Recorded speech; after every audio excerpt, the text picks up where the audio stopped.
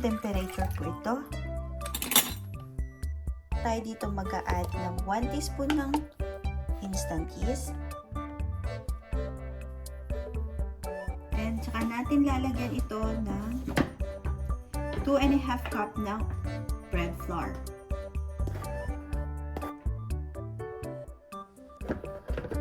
Bago natin ito haluin, mag-add muna tayo dito ng 1 teaspoon ng salt. Then, haluin lang natin itong mabuti.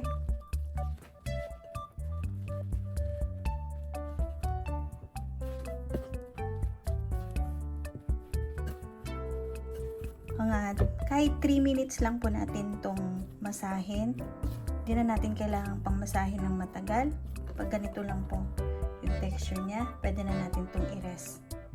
Ito naman po kapag all-purpose flour ang ginamit natin, ganito po ang magiging texture nito. Sa mga nagtatanong kung pwede din ba ang all-purpose flour na gamitin dito if ever na wala kayong bread flour, pwede po. Ito po ang magiging texture kapag all-purpose flour po ang ginamit natin. Then haluin lang natin itong mabuti. Kumpara nga lang sa bread flour kapag ginamit natin, medyo mas basa ito ng konti. Kapag ganito na ang texture nito, din i-rest na natin ng 30 minutes. Pag ito, all-purpose flour po ang ginamit natin, ganito po ang texture niya pagkatapos natin maihalo yung ating mga ingredients. Kapag naman po bread flour yung gagamitin nyo, ganito siya. Medyo dry siya ng konti. Okay lang po, don't worry. I-rest lang po natin ito ng 30 minutes parehas. Cover lang natin ito ng towel para hindi mag-dry. Then, i-rest natin ito ng 30 minutes.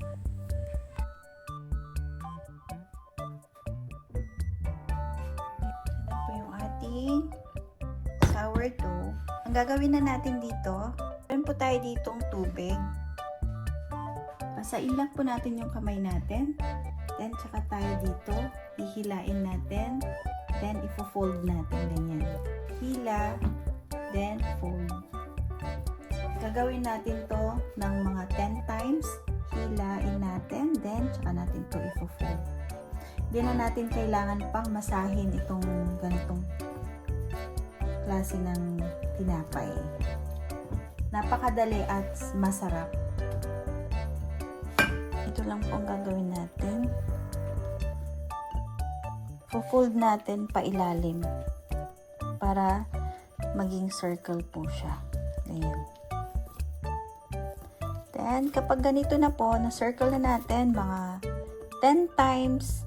I-rest na natin to hanggang sa mag-double size. Then, balikan natin to mamaya.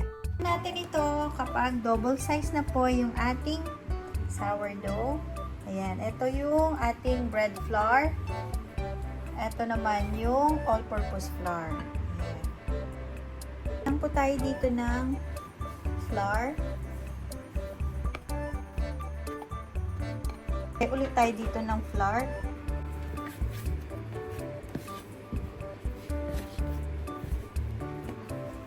Dahil mas basa yung ating all-purpose flour mixture, mas magdadagdag tayo dito ng flour para hindi dumikit yung dough sa kamay natin at hindi tayo mahirapan.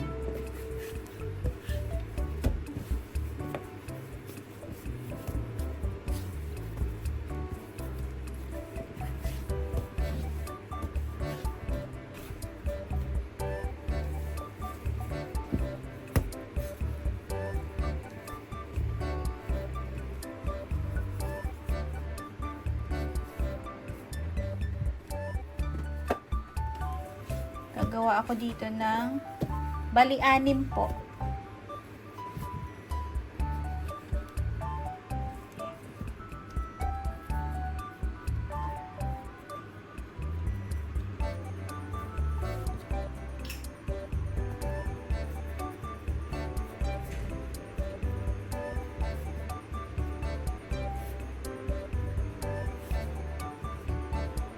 Lalagay po ako dito ng sesame seeds.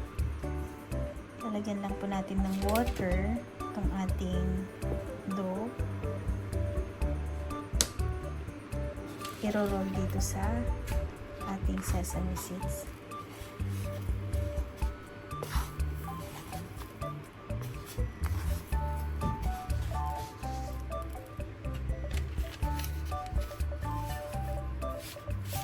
Ito na po yung merong sesame seeds.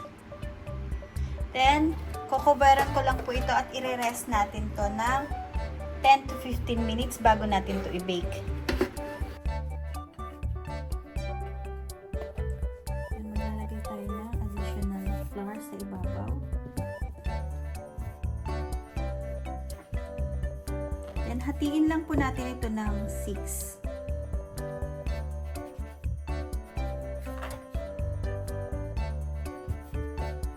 Gagawin naman po natin dito, kung gusto nyo po ng pabilog, ganito lang po ang gagawin natin.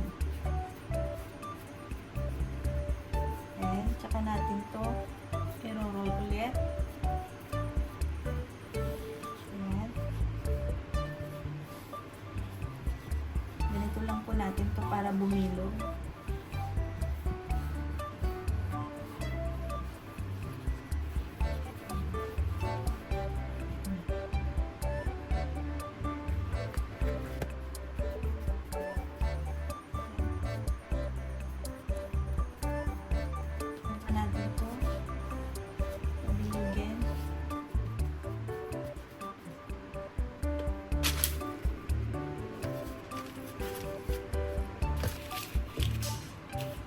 Then, paalsahin muna natin ito ng 10 to 15 minutes bago natin ito lulutuin at ilagay sa oven. Tatakpan ko lang po ito. Then, after 10 minutes, i-check na natin. Lalagay lang ako dito ng flour.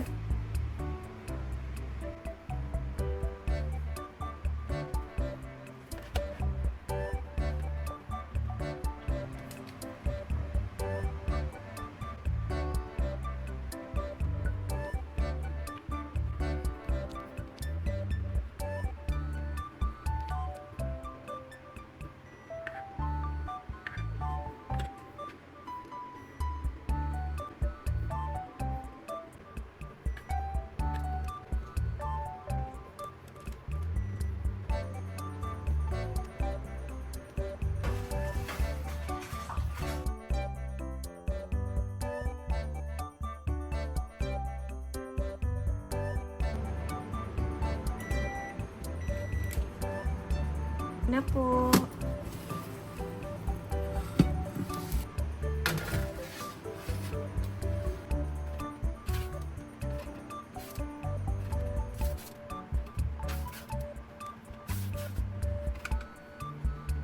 Ito na po yung ating bread with sesame seeds. Ayan, sobrang sarap po nito. Check na po natin. Ayan, luto na rin po ito.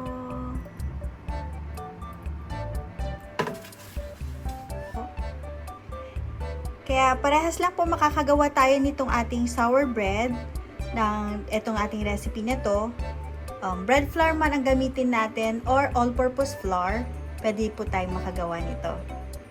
Then pwede itong ganitong style or pwede din po yung ating merong sesame seeds. Nagustuhan niyo po itong ating recipe na shinare for today. Thank you for watching. Please like and share and subscribe na rin po for more videos. Bye!